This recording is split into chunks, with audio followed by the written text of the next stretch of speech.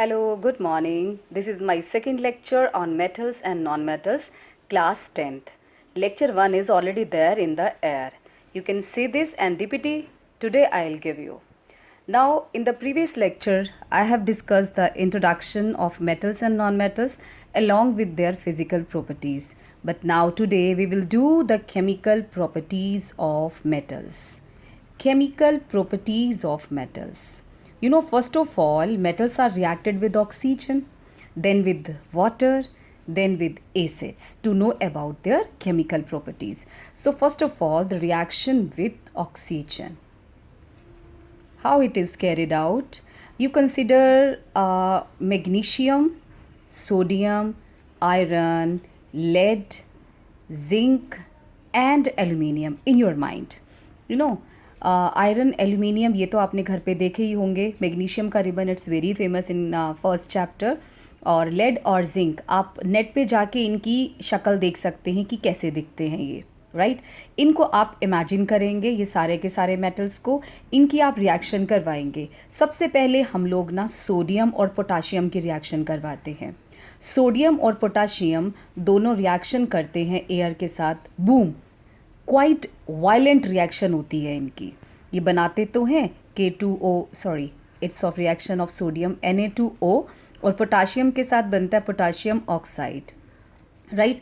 ये जब इनके साथ रिएक्शन करते हैं तो काफ़ी वायलेंट होती है और ये कैच फायर कर लेते हैं, यानी कि इनको आग लग जाती है. आप सोडियम और पोटाशियम को एयर में रख दीजिए, इनको अपने आप आग लग जाएगी, क्योंकि इनकी रिएक्शन बहुत वायलेंट होती है और बहुत सारी एनर्जी रिलीज़ होती है.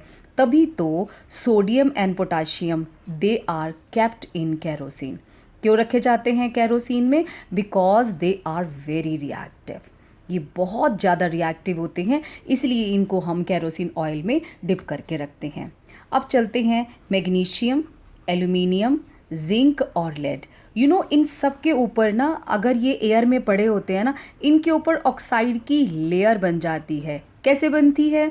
मान लो फ्रेश मैंने एल्यूमिनियम निकाला, वो एयर के साथ रिएक्शन करके एल्यूमिनियम ऑक्साइड बना देगा, ये जिंक ऑक्साइड बना देगा, ये लेड ऑक्साइड बनाएगा, ये मैग्नीशियम ऑक्साइड बनाएगा. कुछ नहीं, ये भी रिएक्शन करते हैं बट उतनी वायलेंट नहीं होती है. जब इनका ऑक्साइड बनता है तो इनके चारों तरफ एक लेयर बन जाती है, वो इनको फर्दर रिएक्शन करने से रोकती है. तभी हम इसको बोलते हैं प्रोटेक्टिव ऑक्साइड लेयर. और अगर इनकी रिएक्शन करवानी हो तो इनको हमें सैंड पेपर के साथ क्लीन करना पड़ता है. इसलिए इस ऑक्साइड लेयर की वजह से, जो कि प्रोटेक्टिव होती है, ये सोडियम और पोटाशियम से लेसर रिएक्टिव होते हैं. Okay, sodium potassium quite reactive, so that's why they are kept in kerosene. Magnesium, aluminum, zinc and lead are less reactive because of development of the protective oxide layer on their surface. Okay, उसके बाद है, आप अगर copper की reaction करवाते हैं oxygen के साथ तो आपको मिलता है CuO. Here the oxidation state of copper is 2. It's of black colour. ये ब्लैक कलर का सॉलिड होता है, इसका नेम है copper 2 oxide. Similarly aluminium, of course aluminium को रिएक्शन करवाने से पहले आपको उसकी प्रोटेक्टिव ऑक्साइड लेयर को रिमूव करना पड़ता है. आप एल्यूमिनियम की रिएक्शन करवाएंगे ऑक्सीजन के साथ. मैं बैलेंस भी कर रही हूँ साथ में, यहाँ भी बैलेंस कर देते हैं हम लोग, राइट.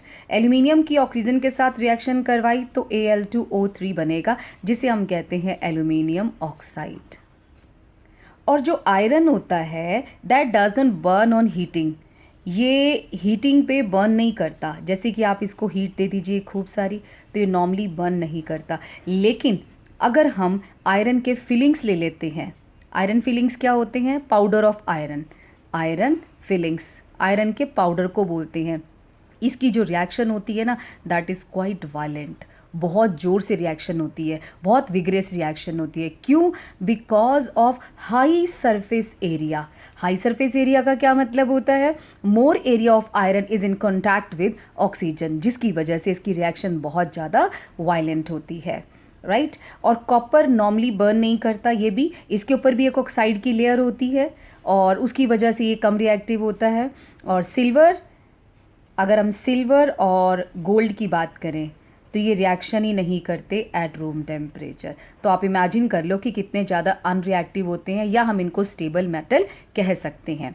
अब इन सारे मेटल के ऑक्साइड्स की नेचर क्या है, ये कैसे हैं? The oxides of metals, this is very important topic. Oxides of metal are basic in nature.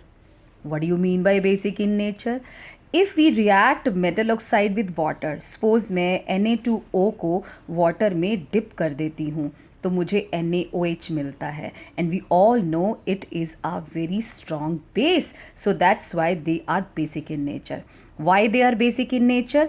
Because on reaction with water they make base, इसलिए ये बेसिक इन नेचर होंगे. अब हम K2O की रिएक्शन भी करवा देते हैं वाटर के साथ, इसमें भी KOH बनेगा. बट कुछ ऑक्साइड्स ऐसे भी होते हैं जो एम्फोटेरिक होते हैं. अब एम्फोटेरिक का क्या मतलब होता है? एम्फोटेरिक का मतलब होता है वो एसिडिक भी होते हैं और बेसिक भी होते हैं. कौन होते हैं? Al2O3 and zinc oxide. They are amphoteric. What is the meaning of amphoteric? That is, they act as base as well as acid. ये क्या मतलब हुआ? आपने कहा और हमने मान लिया. कोई प्रूफ तो दो. Yes, we do have proof. हमारे पास प्रूफ भी है. क्या? मैं यहीं लिख देती हूँ. अगर हम Al2O3 की रिएक्शन करवाते हैं एसिड के साथ तो ये रिएक्शन कर लेता है, यानी कि सॉल्ट बनाता है और साथ में वाटर बनाता है. जब कोई ऑक्साइड एसिड के साथ रिएक्शन करता है तो इसका मीनिंग ये निकलता है कि ये बेसिक इन नेचर है. तो इसकी रिएक्शन से इसने प्रूव कर दिया भैया हम तो बेसिक इन नेचर हैं. AlCl3 और वाटर बनता है, साथ में सॉल्ट बन गया और ये बन गया, राइट. और यही Al2O3 सोडियम हाइड्रोक्साइड के साथ भी रिएक्शन करता है. आपको पता है कोई चीज़ अगर बेस के साथ रिएक्शन करती है तो वो एसिडिक इन नेचर होती है. तो इन दोनों रिएक्शन ने प्रूव कर दिया कि जो हमने बोला वो ठीक है, means they are amphoteric in nature. By the way, aluminium oxide on reaction with NaOH, what will it make? It will make NaAlO2 plus water. This is salt, we call it sodium aluminate. Okay, so इससे क्या हमें proof मिलता है कि sodium and potassium are very reactive, magnesium is lesser reactive, और zinc, iron, copper और lead ये उससे भी कम रिएक्टिव हैं, और आपका सिल्वर और गोल्ड ये दोनों तो रिएक्शन करते ही नहीं है, यानी कि बहुत ज़्यादा इनर्ट है. ओके, यहाँ तक के टॉपिक तक आपने क्या करना है, ये आपका DPT है. DPT क्या होता है? Daily practice test. आपने मेरा फर्स्ट लेक्चर देखा, ये लेक्चर 1 का DPT है. आप फटाफट इसका स्क्रीनशॉट ले लो. ये देखो हाफ स्क्रीन कंप्लीट करती हूँ मैं. ये इसका स्क्रीनशॉट ले लो आप. मेरे लेक्चर के बाद आपने ये क्वेश्चन अटेम्प्ट करने हैं. तो चेक कैसे करेंगे? वीडियो को दोबारा देखेंगे और आप अपने आप चेक कर लेंगे. ये मेरा DPT 2 है. पहले आप फर्स्ट का स्क्रीनशॉट ले लो. ले लिया? ओके. अब ये सेकंड DPT है, इसका भी आप स्क्रीनशॉट ले लो. जो मैंने टॉपिक आज कराया है ये उससे रिलेटेड DPT है. आपको पता है खाली लेक्चर सुनने से कुछ नहीं होता है. आप DPT जब तक सॉल्व नहीं करेंगे तब तक आपके मार्क्स नहीं आने वाले हैं. सो लेक्चर सुनिए. ये फर्स्ट लेक्चर का है, ये मेरे लेक्चर 2 का है. लेक्चर 2 का ये नेक्स्ट पेज पर भी है. ये देखिए यहाँ तक है आपके लेक्चर 2 का. उसके बाद DPT 3 स्टार्ट हो जाता है. सो आज आप केवल DPT 1 और DPT 2 करेंगे. मेरी दोनों वीडियोस को 2-3 बार देखेंगे और ये अपने आप से सॉल्व करेंगे. आपको लर्न हो जाएगा and I assure you will score very good marks in your test और in final exam. Bye. We will meet in third lecture.